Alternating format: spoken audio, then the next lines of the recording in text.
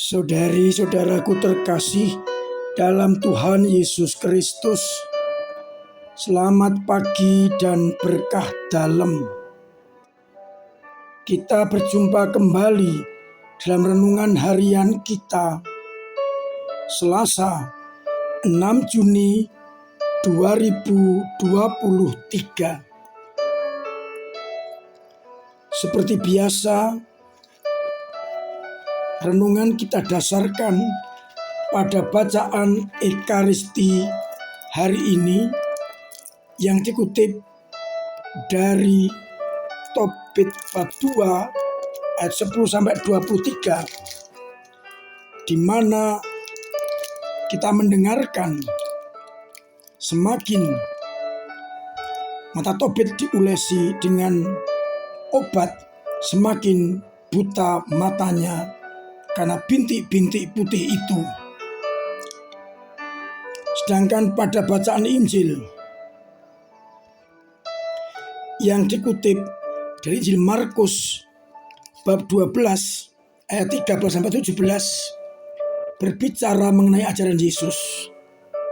Apa yang menjadi hak Kaisar, berikanlah kepada Kaisar, dan apa yang menjadi hak Allah, berikanlah kepada Allah. Saya akan mendasarkan renungan pada Injil di mana Yesus dicobai, apakah orang boleh membayar pajak atau tidak. Pertanyaan ini menjebak. Kalaupun Yesus menjawab boleh, maka Yesus dituduh sebagai pribadi yang pro dan mendukung penjajah. Sedangkan kalau mengatakan tidak, maka dengan mudah Yesus akan dilaporkan kepada pemerintah bahwa Yesus menghasut rakyat untuk tidak membayar pajak kepada Kaisar. Maka Yesus yang tahu atas jebakan itu memberikan pelajaran kepada para murid, kepada orang-orang, dan kepada kita dengan meminta agar mereka menunjukkan mata uang dinar kepada Yesus. Setelah Yesus menerima kepingan dinar, ia bertanya, "Gambar dan tulisan siapakah ini?" Dan mereka menjawab, "Gambar dan tulisan Kaisar."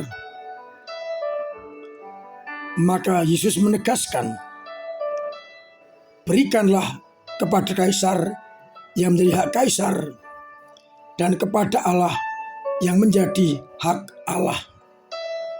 Sehingga Yesus luput dari pencobaan itu, sekaligus mengajarkan kepada kita bahwa kita ini tidak boleh dikotak-kotak sebagai warga gereja dan sebagai warga negara. Dua-duanya tidak terpisah.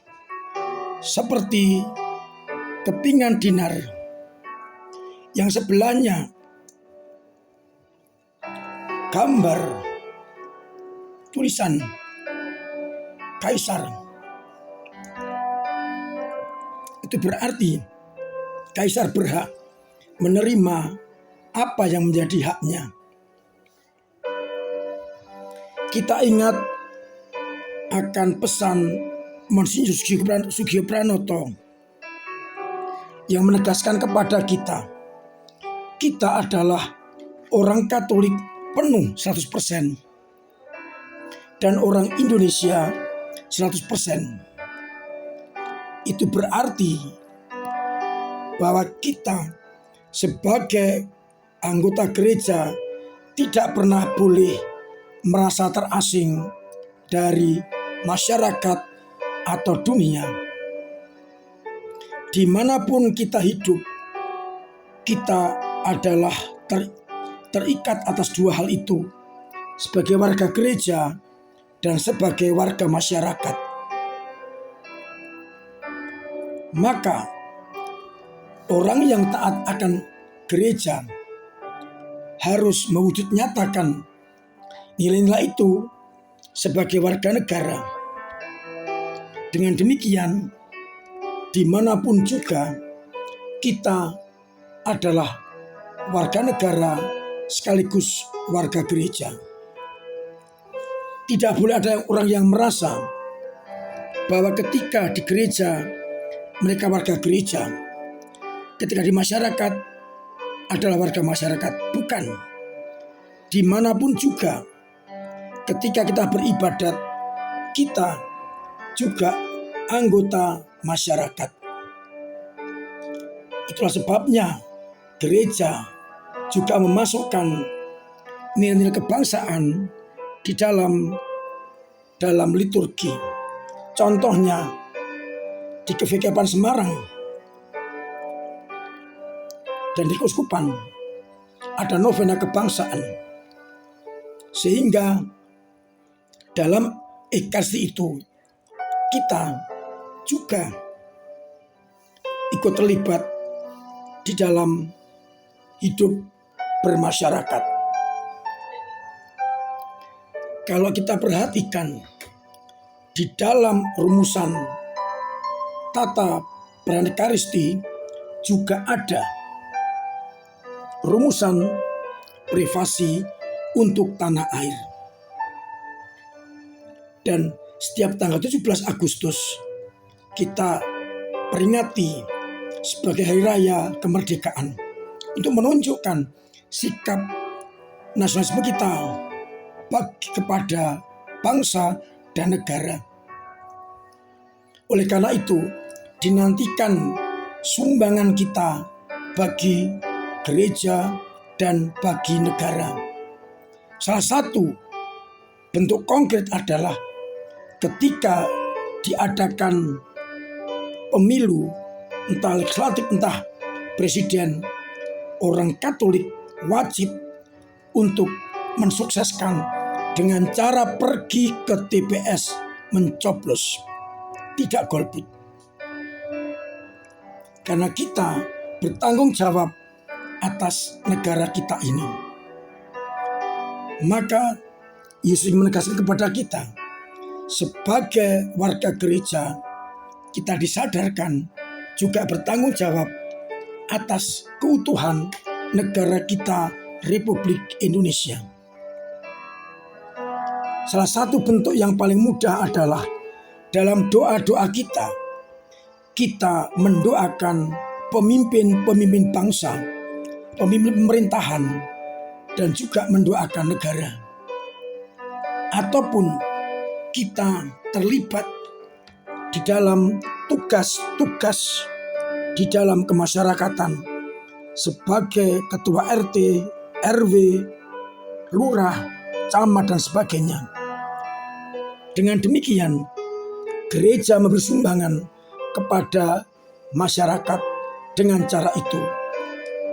Mudah-mudahan dengan menyadari sabda Yesus, apa yang tidak kaisar berikanlah kepada kaisar, dan kepada Allah yang tidak Allah, kita adil di dalam hidup penggereja, dalam hidup bermasyarakat, sehingga gereja kita menjadi gereja yang eksklusif, terbuka kepada negara, kepada pemerintahan, dan kepada warga masyarakat. Mari bersama-sama kita wujud nyatakan gereja yang bermasyarakat dan orang Katolik yang benar-benar menjadi garam dan terang masyarakat. Tuhan memberkati kita sekalian. Amin. Marilah kita berdoa. Bapa yang penuh kasih, kami bersyukur. Lewat sabdamu kami kau sadarkan bahwa kami harus memberikan secara adil hak kepada Allah dan hak yang menjadi hak negara. agar akhirnya kami mampu menjadi orang Katolik 100%, orang Indonesia 100%. Doronglah umatmu untuk ambil bagian dalam hidup menggereja dan bermasyarakat, agar akhirnya suasana negara dijiwai oleh semangat cinta kasih yang dibawa oleh putramu. Bantulah umatmu yang sakit supaya cepat sembuh. Yang punya beban berat, engkau ringankan.